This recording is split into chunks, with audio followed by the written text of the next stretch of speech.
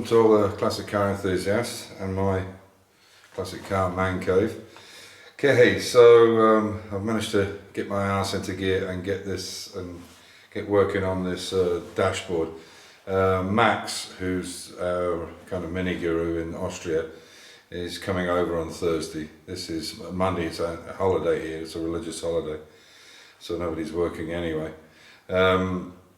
He's coming over on Thursday and we're going to wire up properly the track day car and also work on the red Cooper as well, put the dashboard back in because I've managed to get a part from him from one of his older cars, which is the vent that screws onto the eyeball vent in the dash.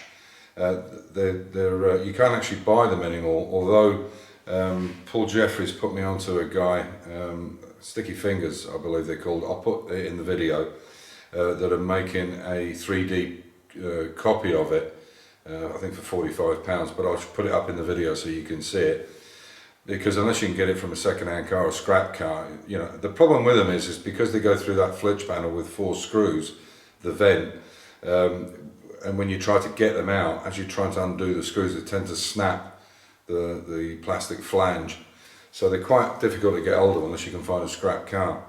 Anyway, as I said, I'll show you that in the video. I hope you enjoy this. I'm just putting the last few remaining bits together on the dashboard for the track day car. Okay, so this is the website you're looking for, Sticky Fingers, and this is the vent they're making on a 3D printer, and they're 45 quid each. Anyway, so I just thought I'd put that up for you because you can't buy them brand new from Mini Spares, Mini Sport, anywhere. It's either a scrap or a second-hand car or a new old stock, or you get this guy to make them. I just thought I'd put that up for your information. Cracked on with this dashboard. So what I've got is I ended up getting 2 of these stack gauges from Mark from Bolt that are black, and from Kevin Richardson I got 2 white Smith gauges and a white RPM gauge. So obviously that's going to fit in there. I'm now going to cut that one open, and what I decided to do is I'll step these. Actually, as it turns out, I was lucky that the oil temperature and oil pressure gauges are black and white, and then the gauge that's not seen so much, which is the fuel gauge, and then the water temperature gauge there, and then that one will fit in the end there like that. Plus where I took the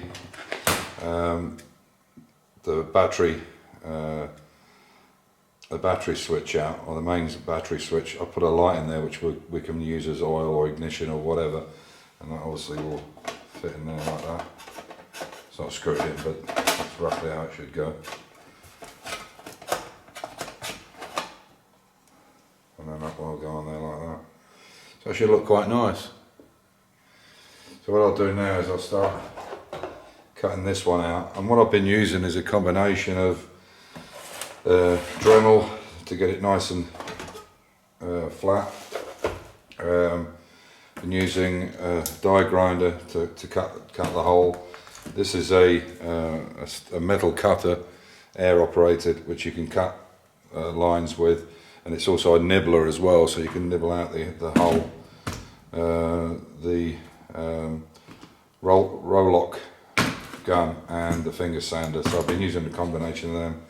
So what I'll do now is I'll cut a bigger hole in here, and I'll use this nibbler to cut this out, and then take it to its and then do it with the Dremel and a few of the other stuff to make the hole a little bit finer.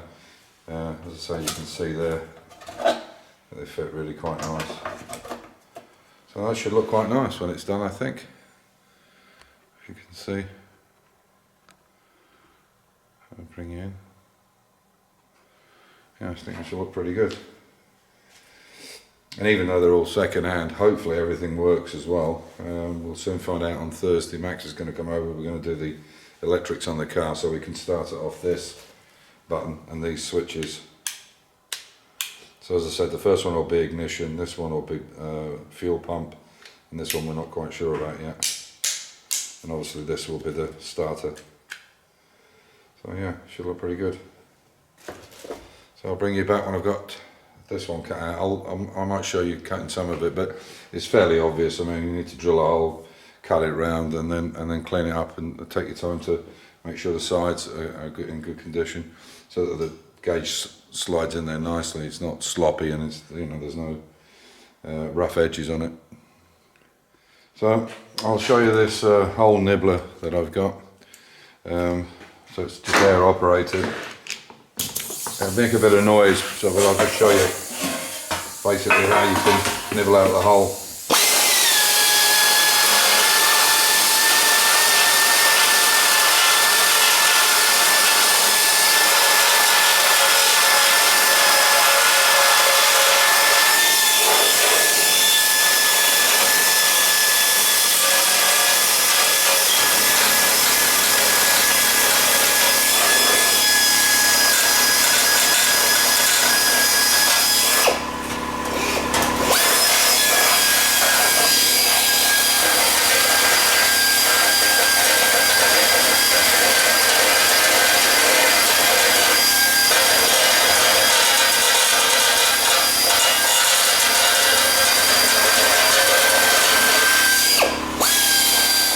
So there we are, that's the RPM gauge in, which is really nice, easy to see. You can see the oil temperature and oil pressure, bar pressure, and then over the side you've got the fuel and water temperature. I think it looks pretty nice. That's anyway I could think to make them kind of look a bit more uniform. So this is a dash top that we could put in it. I might just give it a little bit more padding instead of that edge. Obviously we take the ashtray out, I think we're going to need that. Yeah, and we'll see if that's going to work. It might be a bit difficult to get in with the roll cage, but maybe what I can do is I can just nip off the ends so it slides over the top. Well, I'll check it out and see what's what. But there you go. So that's them in. Quite happy with that. You can see everything well. It's right in front of your eyesight. It's right in the centre there. So I think that's pretty good. It'll do the job. So onwards and upwards. So it's all in now. I have to do a few little bits and pieces just to finish it up, but it looks quite nice. I think it'll do the job. What I'll do now is I'll make a bracket across the top here, which goes onto the back of the dash, and it'll just give it that bit more strength in it, so there's no wobbling going on. But I think that'll do the job. It seems to work pretty well to me. I just need to get it all wired up.